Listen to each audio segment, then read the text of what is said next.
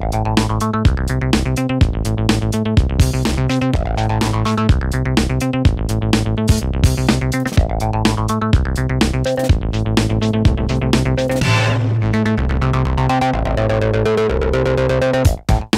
je m'appelle Franck Muller, ma passion c'est le vol à voile, j'en fais depuis fin 2009 et je vole quasiment tout le temps, je suis très souvent ici, donc plusieurs fois par semaine, souvent le week-end.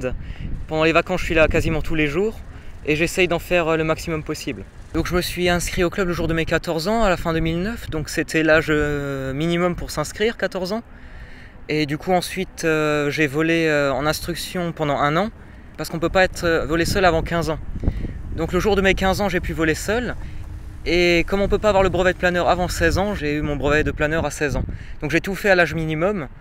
Et ça, comme je viens tout le temps, j'ai fait beaucoup d'heures de vol entre temps.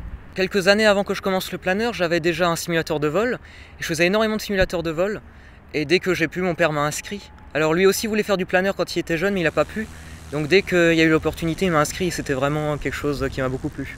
Le planeur, c'est le sport aéronautique le moins cher, d'une part, et d'autre part, c'est vraiment un sport. Alors que l'ULM, c'est très bien aussi, mais il y a moins de challenge parce qu'en planeur, on a l'objectif par exemple d'aller quelque part, et si on n'est pas bon ou que les conditions météo sont mauvaises, on n'y arrivera pas. Alors que l'ULM, on est sûr d'y arriver, sauf si les conditions météo sont vraiment exécrables. Alors un planeur, c'est un appareil donc qui vole et qui n'a aucun moteur, qui peut rester en l'air uniquement en remontant dans des ascendances. Donc par différents moyens, il y a certains endroits dans la masse d'air où on peut monter. Parce que le planeur, il descend moins vite que l'air ne monte à certains endroits. Et l'objectif, c'est de rester dans ces zones ascendantes pour pouvoir rester en l'air. Alors la formation pour devenir pilote, c'est d'abord, quand on s'inscrit, on va voler en biplace avec un instructeur. Une fois qu'on a le niveau, on pourra voler seul sans avoir le brevet. Donc on fera des petits tours autour du terrain et une fois qu'on sera assez entraîné en monoplace, on pourra passer seulement le brevet de planeur. Il y a des championnats de planeurs qui sont organisés régulièrement. Donc il y a des championnats de France, du monde, différentes catégories. Donc il y a différentes classes de planeurs en fonction de leur envergure et de leur performance. Le matin, il y a un circuit qui est donné à tous les compétiteurs et l'objectif, globalement, il y a certaines compétitions où c'est différent. Mais l'objectif, c'est celui qui fait ce circuit le plus vite et qui arrive à revenir au terrain en premier, qui a gagné la course du jour. Et la moyenne donne le vainqueur. Je n'ai pas eu l'occasion de faire encore ce genre de compétition vu que je n'ai que le brevet depuis le début de cette année. Mais l'année prochaine, je vais essayer de faire le championnat de France jeune. Je vole toujours beaucoup.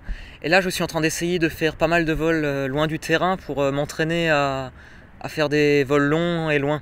Même si ça ne fonctionne pas toujours. Par exemple, récemment, j'ai dû me poser à Saint-Dié vu que je revenais plus au terrain de Colmar. Alors pour être un bon pilote de planeur, je pense qu'il faut avant tout privilégier la sécurité à la performance, car comme on n'a pas de moteur, il faut toujours essayer de rester dans des endroits assez hauts pour pouvoir revenir dans un terrain, dans un champ, où on est sûr qu'on pourra se poser correctement et pouvoir avoir une bonne endurance, car des fois on fait des vols de plusieurs heures et il faut réussir à finir le vol sans devoir se poser pour une quelconque raison. Alors quand on est en l'air, on a une sensation assez étrange, on est en communion avec la nature, on vole vraiment avec les oiseaux, il n'y a aucun bruit. Donc on prend les ascendances avec les oiseaux, donc généralement on vole avec des buses. C'est très beau, on est vraiment coupé du reste du monde et c'est vraiment génial. Plus tard, je pense faire des études pour devenir contrôleur aérien, donc il faut savoir que le planeur, ça aide beaucoup pour entrer dans les écoles aéronautiques, même si on ne fait pas du vol à proprement parler. Alors même si mon métier ne se dirige pas vers le vol à voile ou même l'aéronautique, je compte effectivement continuer à faire du planeur, parce que c'est vraiment une passion et j'aurai beaucoup de mal à m'en passer. Donc là, les études, je vais peut-être un peu ralentir le rythme, mais après, je compte reprendre. Mon idéal en termes de planeur, ce serait d'en avoir un personnel. Comme ça, j'aurais vraiment plus de liberté par rapport à un planeur du club. Parce que là, je peux venir quand je veux et voler avec. Mais si j'ai un planeur personnel, je pourrais apporter des modifications dessus, par exemple. Ou l'emmener, si par exemple je pars en vacances, l'emmener avec moi. Parce que je passe pas de vacances sans voler, hein. J'évite au maximum. C'est vraiment une passion dévorante, le planeur. Donc en avoir un personnel, ce serait vraiment l'idéal.